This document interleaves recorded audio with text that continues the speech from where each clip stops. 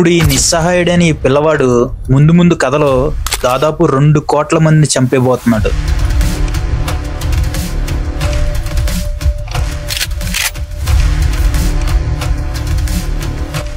ఎన్ని జరిగినా ఏది జరిగినా ఏమాత్రం సడలిపోకుండా బందూకాన్ని ఎక్కుపెట్టాడు.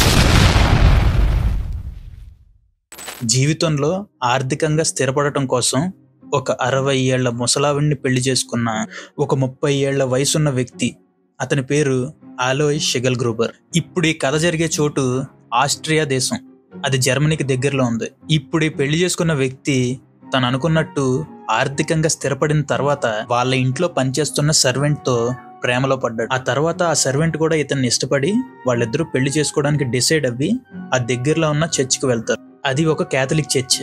ఆ చర్చ్ రూల్ ప్రకారం మొదటి భార్యతో విడాకులు తీసుకోకుండా మీకు పెళ్లి చేయడం కుదరదు అని చెప్పి అక్కడి నుంచి వాళ్ళని పంపిస్తారు. ఆ దేశంలో అలాంటి ఒక రూల్ ఉండడం వల్ల ఎలాగో తన ముసలిదే కాబట్టి ఇంకొన్ని రోజుల్లో తన చనిపోతుంది, అప్పటి వరకు మనం ఎదురు చూద్దామని ఆ సర్వెంట్ ప్రేయస్ కి నచ్చజెప్పి ఒప్పిస్తాడు మన అలోయిస్. మొత్తానికి వీళ్ళ ఎదురు చూపులు ఫలించి ఆ ముసలావిడి మంచాన పడింది. మంచాన పడ్డ 3 నెలలకే ఆ ముసలావిడి చనిపోవడంతో చివరికి వీళ్ళు అనుకున్నట్టు పెళ్లి చేసుకున్నారు. కొత్త భార్యతో 4 సంవత్సరాలు గడిచిన తర్వాత ఈసారి కొత్త భార్యకి అనారోగ్యం వచ్చి మంచాన పడింది. ఎలోయిస్ కి ఉన్న ఉద్యోగం వల్ల తన భార్యని చూసుకోవడం కుదరక తన బంధువు క్లారా అనే అమ్మాయిని పనికి నియమించాడు. క్లారా మంచితనానికి చేస్తున్న సేవలకి ముగ్ధుడైన మన అలోయిస్ ఈసారి క్లారాతో ప్రేమలో పడ్డాడు.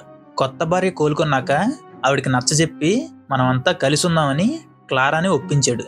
ఎలాగో కొత్త భార్య కోలుకున్న తర్వాత నచ్చజెప్పబోతున్నామని చెప్పేసి క్లారాని ప్రెగ్నెంట్ కూడా చేశాడు. కానీ ఇంతలో మంచాన పడ్డ భార్య అకస్మాత్తుగా చనిపోయింది. అదే మన రెండో భార్య, కొత్త భార్య. ఆ క్యారెక్టర్ కూడా తీసేయండి. ఇప్పుడు ఫైనల్ గా అలోయిస్ క్లారాని పెళ్లి చేసుకున్నాడు. వాళ్ళకి 4 పిల్లలు. ఆ 4గురిలో 2 పిల్లలు అనారోగ్యం వల్ల పసితనంలోనే చనిపోయారు. ఆ మిగిలిన 2 పిల్లల్లో ఒకళ్ళ పేరు ఎడ్మండ్, ఒకళ్ళ పేరు అడాల్ఫ్. ఈ పేర్లు కొంచెం కష్టంగా ఉండొచ్చు, ఏం కంగారు పడద్దు, ఇంకొన్ని క్యారెక్టర్లు ఎగిరిపోతాయి. ఇప్పుడు వీళ్ళిద్దరిలో అడాల్ఫ్ అనే అబ్బాయి పెద్దవాడు, ఎడ్మండ్ అనే అబ్బాయి చిన్నవాడు. ఇప్పుడు అడాల్ఫ్ పెద్ద కొడుకు అవడం వల్ల ఇంటి పనులు మిగిలిన పనుల్లో తను ఎక్కువ హెల్ప్ చేస్తూ ఉండేవాడు. ఇక్కడ చేయడం కాదు, పెద్ద కొడుకు అవడం వల్ల చేయవలసి వచ్చింది. మన అడాల్ఫ్ కి ఎడ్మండ్ అంటే చాలా ఇష్టం. వీళ్ళిద్దరికి 4 సంవత్సరాల తేడా. అడాల్ఫ్ కి 10 ఇయర్స్ అయితే ఎడ్మండ్ కి 6 ఇయర్స్. మన అడాల్ఫ్ కి ఫ్రెండ్స్ ఎవరు లేకపోవడం వల్ల ఎక్కువ తమ్ముడితోనే తన టైం అంతా గడిపేవాడు. ఈ విధంగా అడాల్ఫ్ కి ఎడ్మండ్ కి ఎంతో బాండింగ్ ఏర్పడింది. మహా కోపిస్టైన అలోయిస్ చీటికి మాటికి అడాల్ఫ్ ని ఎప్పుడు కొడుతూ ఉండేవాడు. తన తండ్రి ఎప్పుడు కొడుతూ ఉండడం వల్ల మన అడాల్ఫ్ కి ప్రేమ చూపించేది ఇద్దరే, ఒకటి తమ్ముడు, ఒకటి అమ్మ. సో తల్లి క్లారా, తమ్ముడు ఎడ్మండ్, వీళ్ళిద్దరూ తప్ప మన అడాల్ఫ్ కి ప్రపంచంలో ఎవ్వరూ లేరు. ఇప్పుడు ఈ నిస్సహాయుడైన ఈ పిల్లవాడు ముందు ముందు కథలో దాదాపు 2 కోట్ల మందిని చంపేబోతున్నాడు. ఈ పిల్లవాడైన అడాల్ఫ్ మరెవరో కాదు, అడాల్ఫ్ హిట్లర్. ఇప్పుడు ఈ కథలో మీకు ఒక డౌట్ రావచ్చు, హిట్లర్ అనేది ఎక్కడి నుంచి వచ్చిందని. ఇక్కడ హిట్లర్ అంటే ఇంటి పేరు. వాళ్ళ నాన్నగారి ఇంటి పేరు షిగల్గ్రూబర్. మరి ఇతని పేరు హిట్లర్ ఎలా అయింది? ఇప్పుడు అది కూడా చూద్దాం.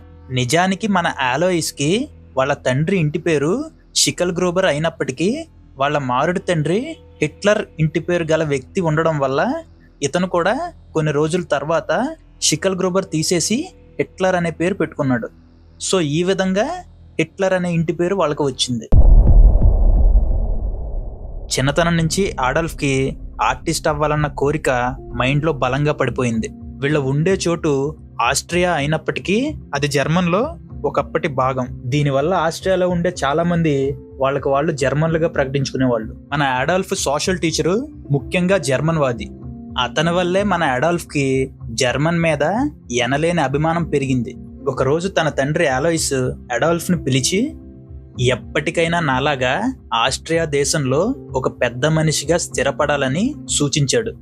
అప్పుడు మన అడాల్ఫ్ తను జర్మన్ వాదినని, జర్మన్ కంట్రీ అంటేనే తనకి ఇష్టమని, ఆ జర్మన్ కంట్రీలో ఉన్న ఆర్ట్స్ అకాడమీ కాలేజీలో జాయిన్ అవ్వి పెద్ద ఆర్టిస్ట్ అవుతానని ఒక కొండని బద్దలు కొట్టాడు. ఎప్పట్లాగానే ఆ ముక్కోపి తండ్రి అడాల్ఫ్ ని చితకబాదాడు.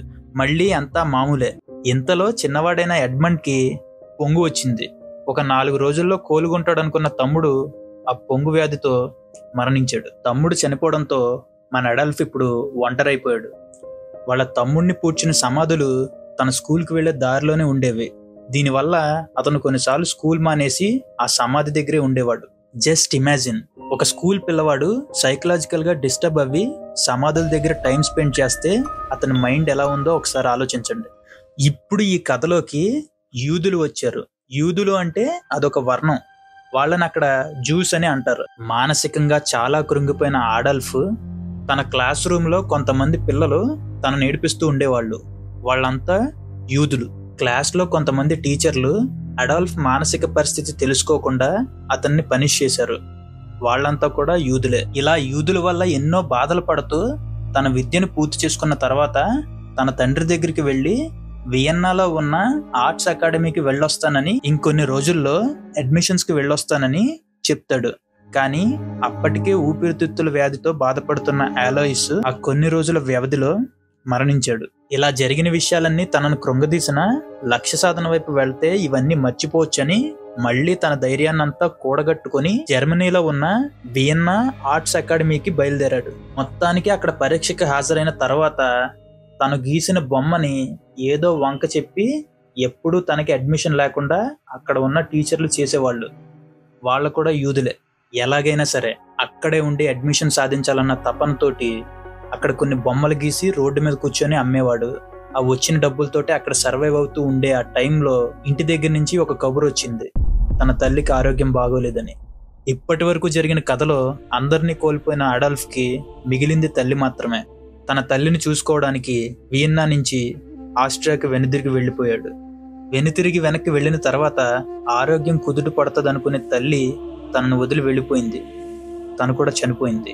ఈ ప్రపంచంలో తనను ప్రేమించే ఒకే ఒక వ్యక్తి తన తల్లి చనిపోవడంతో చుట్టూ ఉండే లోకం చీకటిగా మారిపోయింది. ఇక ఆ భారంతోటే మళ్లీ వెనక్కి వియన్నాకి వెళ్లి అనాథాశ్రమంలో చేరాడు. తనకంటూ ఖర్చుల కోసం బొమ్మలు గీసి వాటితో రోడ్ల మీద రాత్రింపగళ్ళు కూర్చునేవాడు.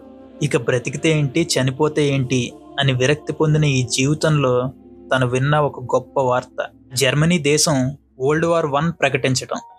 ఆ జరగబోయే యుద్ధం కోసం కొత్తగా ఆర్మీలో సైనికులు నియమించుకుంటున్నారనే వార్త తనకెంతో ఆనందాన్ని ఇచ్చింది.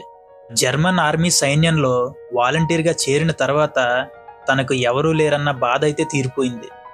అక్కడ ఉన్న తోటి సైనికుల్ని తన కుటుంబంగా భావించి శిక్షణ మొత్తం పూర్తి చేసుకున్న తర్వాత యుద్ధం చేయాల్సిన రోజు వచ్చింది. తప్పకుండా యుద్ధంలో జర్మనీ గెలుస్తుంది.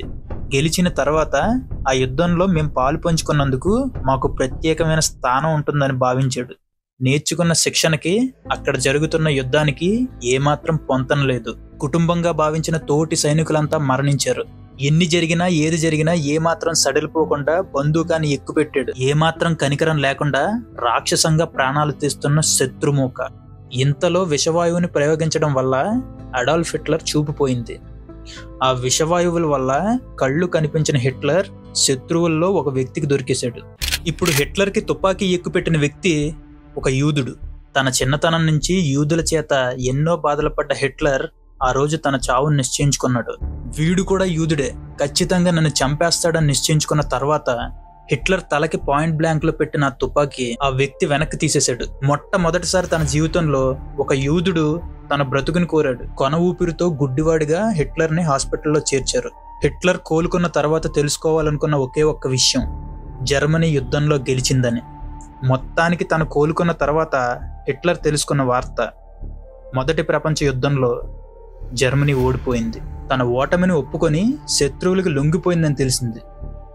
ఎన్నెన్నో విషయాలు జరిగినా అన్నీ జీర్ణించుకొని యుద్ధాన్ని చేసిన హిట్లర్ ఈ యుద్ధం ఓటమికి నా అనుకున్న సైనికుల చావుకి కారణమైన ఆ ఒక్క విషయాన్ని తెలుసుకున్న తర్వాత కోట్ల మంది మారణ హోమానికి శ్రీకారం చుట్టాడు. ఇక్కడి నుంచి జరిగిన మారణ హోమాన్ని, ఆ మారణ హోమానికి గల కారణమైన ఆ విషయాన్ని వివరిస్తూ మరొక వీడియోతో మీ ముందుకు వస్తాను. And guys, support to toons and blogs, subscribe, notification enable చేసుకోండి. అండ్ ప్రామిసింగ్ యూ, ఎంతో రీసెర్చ్ చేసి బెటర్ కంటెంట్ ఇవ్వడానికి ట్రై చేస్తున్నాను. ఈ సిరీస్ పార్ట్ 2తో మళ్ళీ కలుసుకుందాం.